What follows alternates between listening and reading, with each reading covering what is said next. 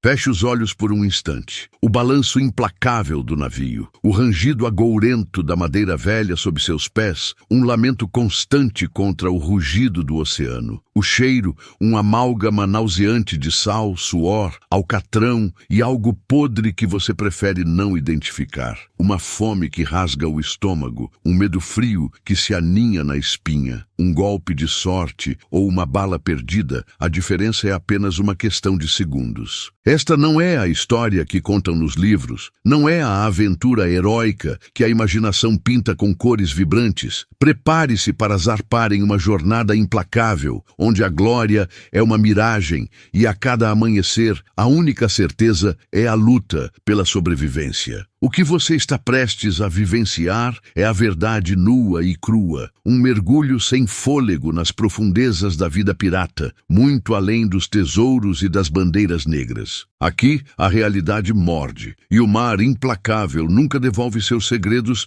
sem deixar cicatrizes profundas na alma. O sol nascia, não com a promessa de um novo dia, mas com a ameaça de mais um tormento. Não havia camas, nem mesmo palha macia, apenas o assoalho duro e úmido do convés, onde cada movimento do navio era sentido nos ossos. O corpo, coberto de picadas de pulgas e feridas que nunca cicatrizavam direito, despertava para a sinfonia desafinada do mar e dos homens. O primeiro som era o estalar das velas. O próximo, o grito rouco do imediato, exigindo que cada um se movesse antes mesmo que a razão retornasse plenamente. A água era racionada, morna, turva, com gosto de mofo, e a refeição era um mingau insosso, às vezes com larvas que se retorciam lentamente, uma proteína indesejada, mas necessária, que muitos engoliam com os olhos fechados, a mente vazia de esperança, preenchida apenas pela urgência da fome. A vida ali era um ciclo de privação, um teste constante contra a resiliência humana, onde a fraqueza era um luxo que ninguém podia se dar ao trabalho de demonstrar. A bordo, o corpo era um campo de batalha. Pequenos cortes se transformavam em infecções virulentas.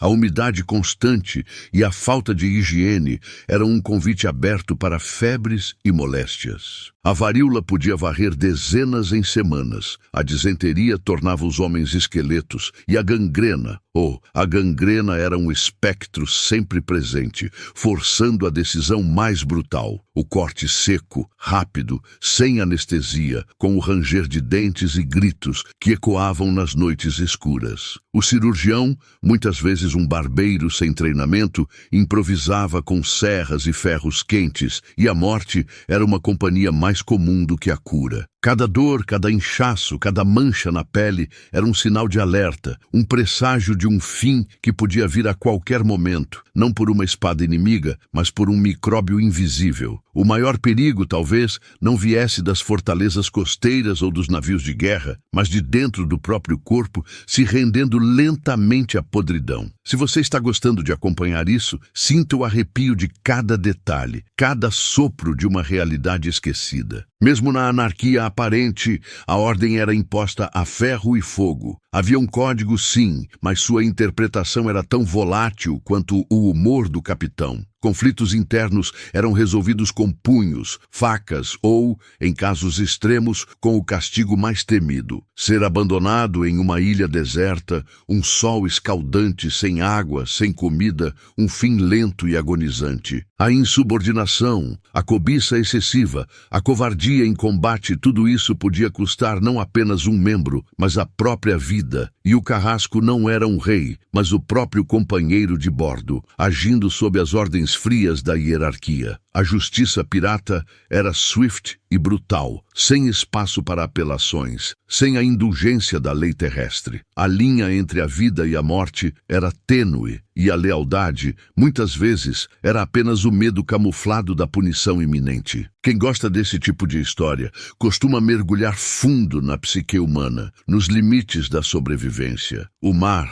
que para alguns era liberdade, para eles era um monstro de 1000 faces. Tempestades surgiam do nada, mastros quebravam como gravetos, ondas gigantes varriam homens do convés para as profundezas geladas, e o naufrágio era um pesadelo constante, um fim súbito para uma vida de privações. Mas não era apenas a fúria da natureza que os assombrava. No horizonte, o avistamento de um navio mercante era uma promessa de saque, mas também de combate sangrento. Canhões troando, balas unindo, pedaços de madeira voando e o cheiro ferroso do sangue se misturando com a pólvora e o sal. Cada abordagem era uma aposta de vida ou morte, uma corrida contra o tempo e contra a resistência do inimigo. E o resultado, muitas vezes, era uma carnificina. E depois, a perseguição, navios de guerra da coroa, implacáveis, velozes, caçadores determinados a pendurar cada um deles na forca, transformando a liberdade em uma ilusão efêmera. O maior perigo, paradoxalmente, nem sempre vinha do inimigo declarado, mas da própria jornada, das intempéries que testavam os limites da embarcação e da alma. Cada dia no mar era uma aposta arriscada contra as forças da natureza e a implacável caçada humana. O momento do saque era uma explosão de violência controlada, um caos organizado pela necessidade. A bordo do navio mercante capturado não havia piedade. Gritos, lamentos, a quebra de objetos e o som seco de golpes. Homens e mulheres eram subjugados, às vezes mortos, na busca desesperada por tesouros, provisões ou qualquer coisa de valor. A violência era uma ferramenta, não um prazer, mas uma estratégia para intimidar e extrair o máximo possível em tempo mínimo. Não havia lugar para romantismo, apenas a frieza da ação e a urgência de escapar antes que a marinha se aproximasse. O que era levado, o que era roubado, não era apenas para a riqueza, mas para a própria continuidade daquela existência brutal. Cada moeda, cada barril de rum, cada pedaço de tecido era um dia a mais de vida, um fôlego extra em um mundo que não perdoava. O impacto psicológico dessa violência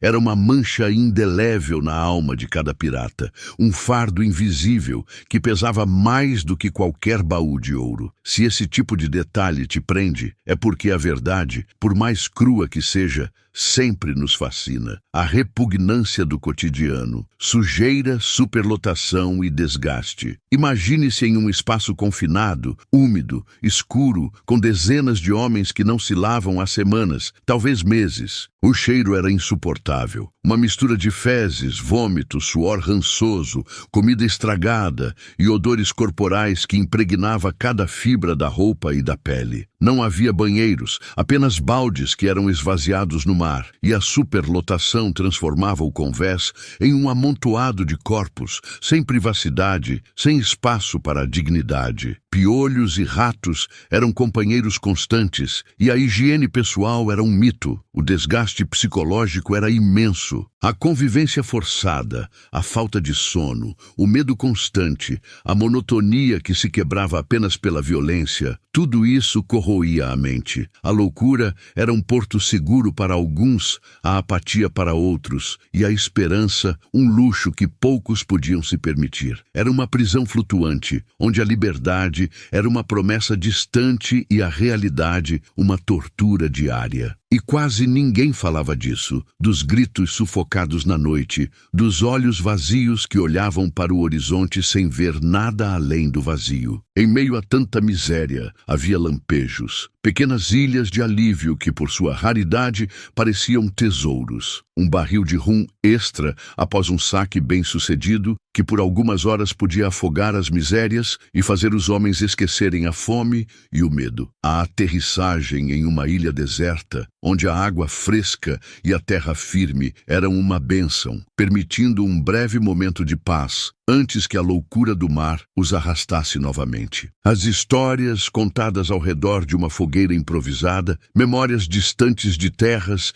e amores perdidos que serviam como um fio tênue de humanidade. Mas esses eram momentos passageiros, como bolhas na superfície do oceano, destinadas a estourar e desaparecer, deixando para trás apenas o gosto amargo da volta à realidade. Não havia um felizes para sempre na vida pirata. Apenas o próximo saque, a próxima tempestade, a próxima chance de morrer. Quem gosta desse tipo de história se pergunta, sobreviveria a isso? A vida de um pirata era, na esmagadora maioria dos casos, curta. A forca, para aqueles que eram capturados, era um espetáculo público, uma lição brutal sobre a futilidade da rebeldia. A doença, silenciosa e implacável, levava muitos enquanto dormiam ou definhavam em um canto do navio. O mar, em sua fúria, engolia outros sem deixar rastros, seus corpos perdidos nas profundezas, um segredo a mais para o oceano. Pouquíssimos conseguiam acumular riqueza e desaparecer,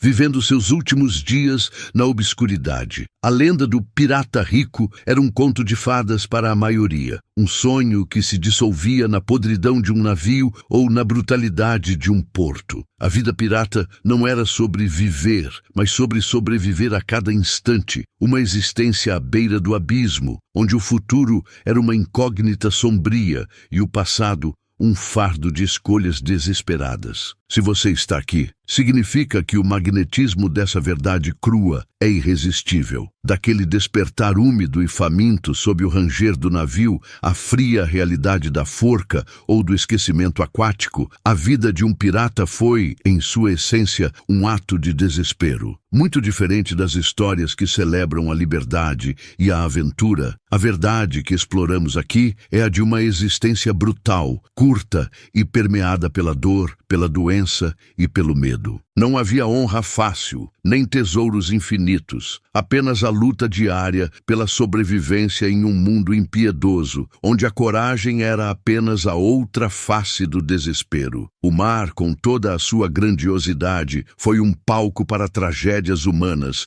não para contos heróicos. E agora, com essa jornada imersiva chegando ao fim, a pergunta que fica é: você que sentiu o cheiro do sal, o pavor do desconhecido e o peso da precariedade, conseguiria sobreviver a essa vida? Compartilhe nos comentários o que mais te surpreendeu, o que você nunca imaginou sobre o cotidiano de um pirata. E se a imersão valeu a pena, deixe o seu like e inscreva-se no canal O Viajante Curioso para desvendar outras histórias que o tempo tentou apagar. Até a próxima, e que os ventos da verdade sempre o guiem.